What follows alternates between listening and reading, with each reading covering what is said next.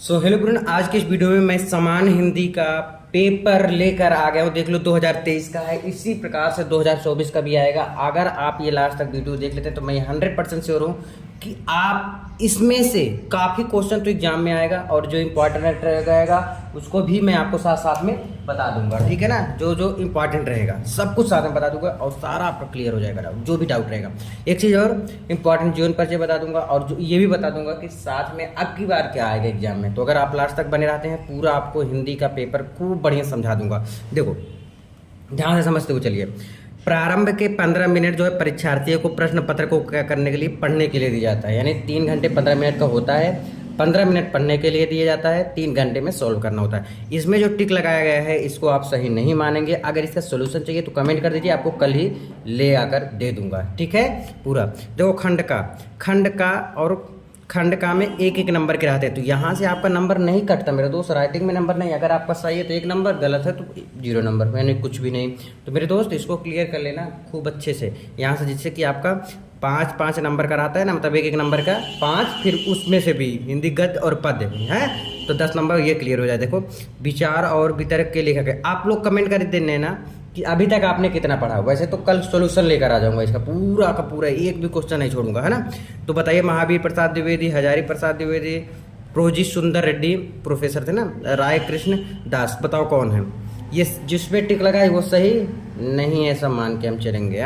और सच में सारा सही नहीं है। अयोध्या सिंह उपाध्याय हरिओद की रचना है। कल्प वृक्ष है, माटी हो गई सोना, ठेठ हिंदी, खट तट की खोज। तो बताऊंगा नहीं मैं कुछ भी है, और ये मान के चलना ये सही नहीं है, बार बार बोल रहा हूँ। ठीक है, इसलिए क्योंकि आप अपना दिमाग तो लगाओ कुछ न कुछ। अगर सही है तो भी बता देना कमेंट करके। नीड़ का निर्माण, फिर रचना की विधा, आत्मकथा, संस्मरण, नाटक, निबंध कौन है। हरिशंकर परसाई का निबंध संग्रह है। विचार प्रवाह, तब की बात और थी, पृथ्वी पुत्र, क्षण बोले कड़ मुस्काए। नेक्स्ट है हिंदी का प्रथम पत्रिका उदंत मार्तंड के संपादक थे। बालकृष्ण भट्ट थे, किशोरी लाल गोस्वामी थे, या प्रताप नारायण मिश्र, या युगल किशोर शुक्ल। आप लोग बताइएगा। आगे देखिए, अगला है मैथिली शरण गुप्त की रचना है। बताइए, रसकलश, सिद्धराज, कामायनी लहर। बताइएगा, रसकलश है, सिद्धराज है, कामायनी लहर है, क्या है? मैथिली शरण गुप्त की रचना क्या है? ठीक है, प्रगतिवाद के सशक्त कवि है। राम नरेश त्रिपाठी, नागार्जुन, बाल मुकुंद गुप्त, डॉक्टर नगेंद्र। मास्को अभी तो मतलब इसको पढ़ लो अच्छे से, है ना। फिर देखो हिंदी गद्यांश आ गया। अब गद्यांश का ट्रिक होता है जो कि मैं बता चुका हूँ आपको, हाँ फिर भी बताऊंगा, लेकिन कल वाले वीडियो में जो कल आएगा सोल्यूशन के साथ, उसको अगर आप लास्ट तक देखेंगे तो आपका क्लियर हो जाएगा।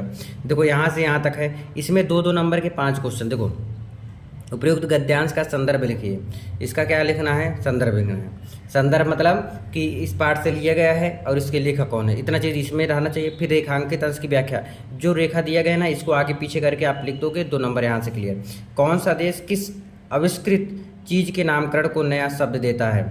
यदि हर देश आविष्कृत चीज़ों का अपना अपना अलग नाम देता रहे तो क्या होगा? बताइएगा। नई चीज़ों के आविष्कार होने का क्या कारण है? नई चीज़ों का आविष्कार होने का क्या कारण है, इसको अगर आप पढ़ेंगे 1-2 बारी पूरा क्लियर हो जाएगा। क्या हो जाएगा? पूरा क्लियर हो जाएगा। समझ आया क्या? ठीक है, नेक्स्ट देखो। अब देखिए, हिंदी जो गद्यांश है इसमें भी 2 गद्यांश रहेंगे। 2 गद्यांश में से आपको एक ही गद्यांश करना है, दोनों नहीं करना, सिर्फ एक करना है। ठीक है, इसी प्रकार से पद्यांश आएगा।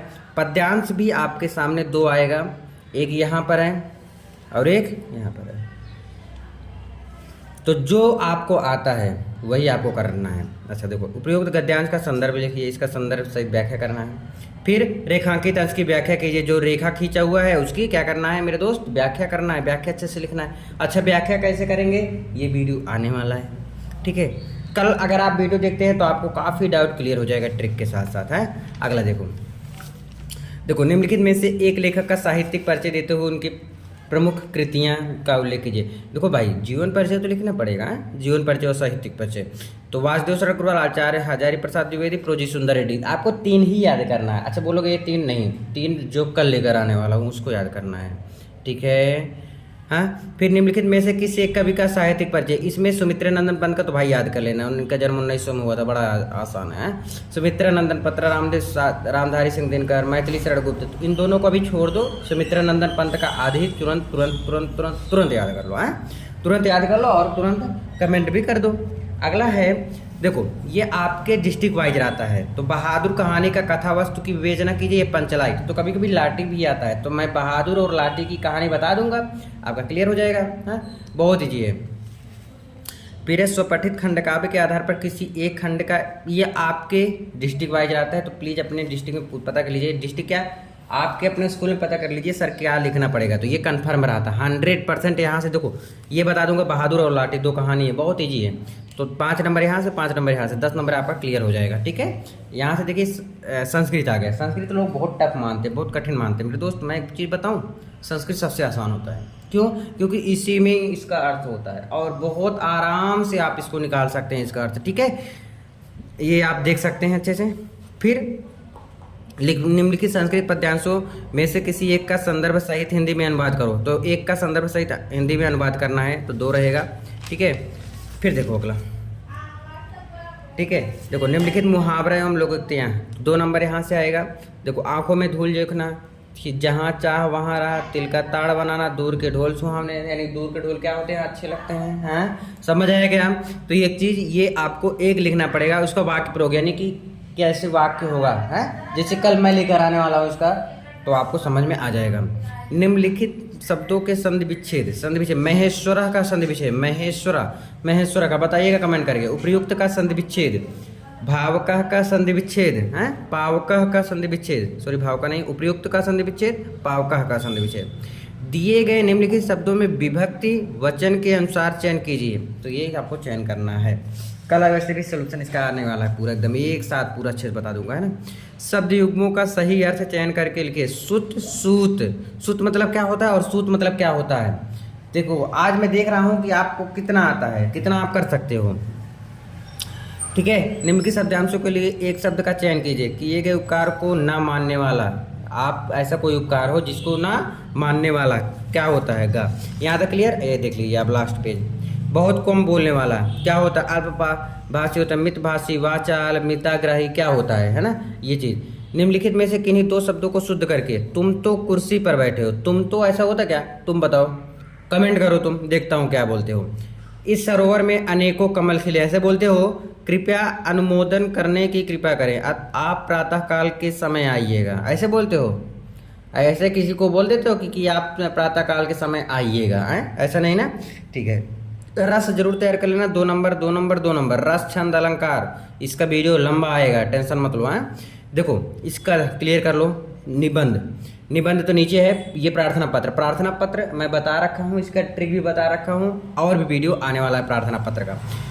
निम्नलिखित विषयों में से किसी एक पर अपनी भाषा शैली में निबंध, निबंध इस पे एक लिखना है। तो आई होप आपको क्लियर हो गया होगा। अगर कोई भी डाउट बचता है तो प्लीज़ कमेंट कर दीजिएगा। निबंध कम से कम 2 से 3 पेज रखना, याद रख लो। और अगर एक निबंध लिख रहे हो 9 नंबर में है तो कम से कम 7 से 8 हेडिंग बनाओ। और हेडिंग कैसे बनता है इसका वीडियो भी कल ही आ जाएगा। आई होप समझ जरूर होगा। तो आज के लिए बस इतना ही, मिलते हैं वीडियो में। प्लीज़ कमेंट करके बताइएगा ये वीडियो आपको कैसा लगा। Thank you so much.